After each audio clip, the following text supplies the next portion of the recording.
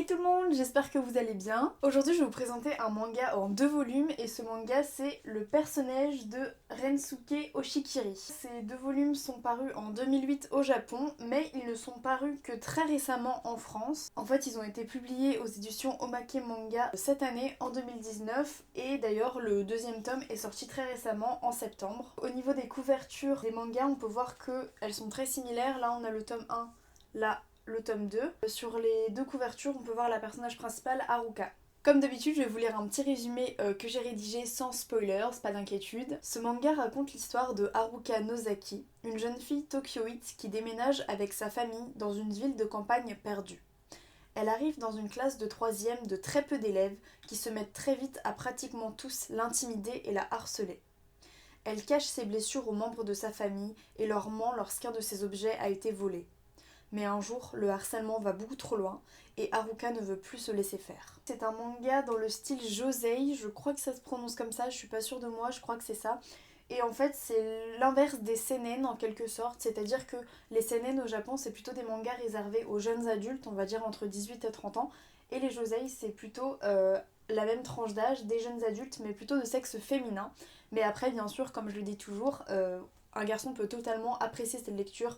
Même je connais un garçon qui a beaucoup aimé cette lecture. Mais attention, il est fortement déconseillé, voire interdit aux moins de 14 ans. Si jamais vous êtes jeune, que vous avez moins de 14 ans, voire moins de 16 ans, si jamais vous êtes sensible au sujet du harcèlement scolaire et de toutes les choses qui vont être gore, ensanglantées, etc., je vous déconseille cette lecture, faites attention à vous si vous êtes sensible parce que ça peut vraiment vous choquer. D'ailleurs sur le bandeau du tome 1 il y avait écrit ce manga va vous traumatiser donc attention. Donc le premier tome moi je l'ai lu cet été, je l'ai dévoré en une journée, j'ai adoré ma lecture et en fait je l'ai complètement dévoré d'un coup parce que j'étais hyper perturbée par ce manga. Donc le manga ça se passe dans une classe et tout de suite quand on commence la lecture on voit que l'atmosphère de la classe est hyper bizarre et la façon dont les personnages sont dessinés donne une ambiance, une atmosphère encore plus malsaine à l'histoire en fait. Je vais vous montrer des images du début de tome 1 donc il n'y a pas de spoilers mais pour vous montrer comment sont faits les dessins. Là on voit un peu les dessins.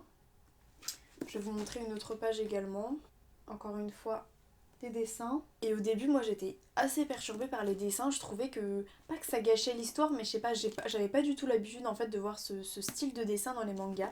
Et j'étais assez perturbée. Donc personnellement, j'avoue qu'au début, ça m'a un peu gênée, on va dire, au tout début de ma lecture. Mais plus je suis rentrée dans l'histoire, plus j'ai trouvé que les dessins étaient ouf en fait. Et à la fin du tome 1 et du tome 2, je me dis encore maintenant, mais les dessins sont ouf parce qu'ils retranscrivent je sais pas comment dire, un certain malaise. Ils retranscrivent des expressions du visage des personnages qui sont poignantes, qui sont effrayantes. Vraiment, les visages des personnages, les expressions qu'ils ont sont hyper perturbantes et c'est vraiment très intéressant. Et j'ai vu en faisant quelques recherches que l'histoire a été adaptée au cinéma en 2018 au Japon.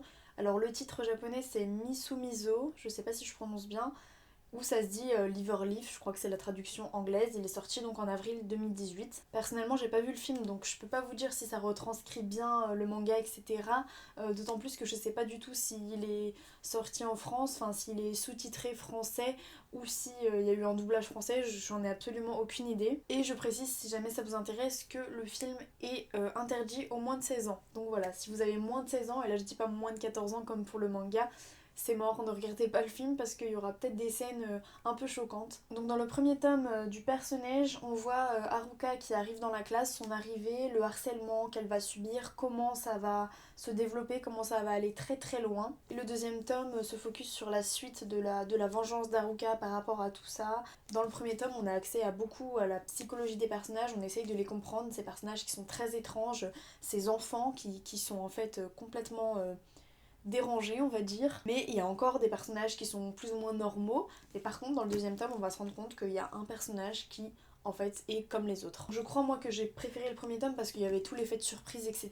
Le deuxième, bon il y avait du suspense à la fin du premier donc forcément je voulais lire le deuxième, mais j'ai peut-être un petit peu moins aimé parce que j'étais moins surprise, je connaissais déjà toute l'ambiance, toute l'atmosphère, mais ça après c'est normal, c'est pas pour autant que le deuxième n'est pas un super bouquin. En résumé, je conseille Le Personnage, un manga en 2 tomes de Rensuke Oshikiri, à tous ceux qui aiment les histoires qui se passent dans une classe, les histoires un peu glauques, un peu bizarres, et surtout pas aux personnes qui ont des problèmes avec le harcèlement scolaire, avec les choses un peu gore, etc. Voilà, c'est tout pour aujourd'hui, j'espère que ma vidéo vous aura plu, qu'elle vous aura donné envie de lire ce super manga qu'est Le Personnage. Je vous invite, si c'est pas déjà fait, à me rejoindre sur Instagram où de temps en temps je fais des petits posts articles sur mes lectures du moment, donc voilà, je vous invite à me rejoindre. Mon nom c'est Lune Lomé Soleil, comme le nom de ma chaîne YouTube. Et si c'est pas déjà fait, abonnez-vous à ma chaîne YouTube, ça me ferait un grand plaisir.